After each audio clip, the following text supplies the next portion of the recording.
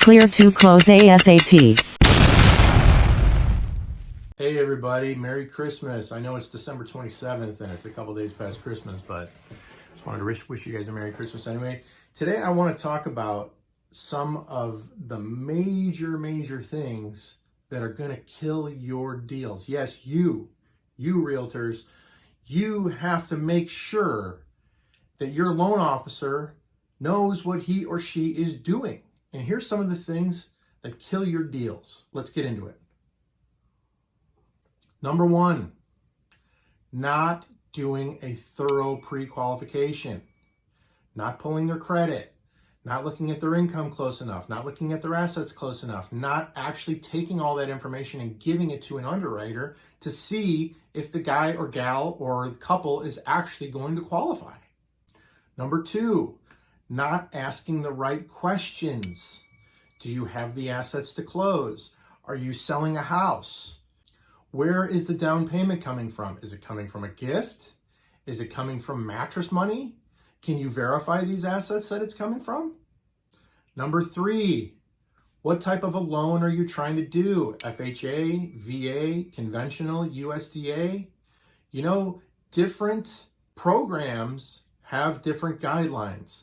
There's some things that FHA likes and there's some things that FHA does not like at all. There's some things that VA doesn't mind dealing with, but there's some really big problems that VA will have with a borrower or with the property that they're buying. You need a loan officer who knows all the ins and outs of these programs. Did you know that FHA loans are very hard to write in Maricopa County? Why are they so hard to write in Maricopa County? Because they have loan limits. The FHA loan limits in Maricopa County don't cover the majority of the loans that need to be written in Maricopa County. What do I mean by that?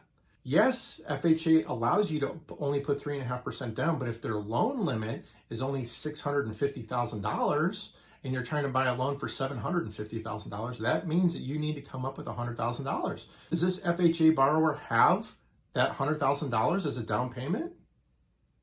It's probably because your loan officer didn't ask the right questions. 4, this is huge. Buyers taking out new debt during the loan process. How many times as a seasoned professional real estate agent have you either gotten to the closing table or gotten really close to the closing table and realized, whoops, they don't qualify for the loan anymore? Why not? Well, because they went out and they bought a bunch of furniture for this new house that they're buying, or they went out and they got a brand new pickup truck and it has a $700 payment now, or they just racked up a bunch of credit card debt and now their minimum payment went from $25 to $250 and they don't qualify for the loan anymore.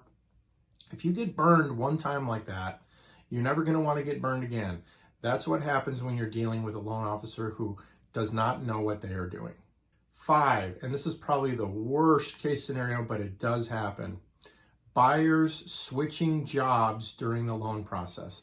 They either quit, get fired, laid off, something like that. Now, getting fired or laid off sucks. Can you really do anything to prevent that? Sometimes you really can't, but quitting, even if they have another job lined up, now you have to get a new verification of employment. Now you have to get new pay stubs. Now you have to get a whole new slew of things that's going to, at the very least, it's going to slow down the loan process. What if they took a cut in pay on their new job and now they don't qualify anymore?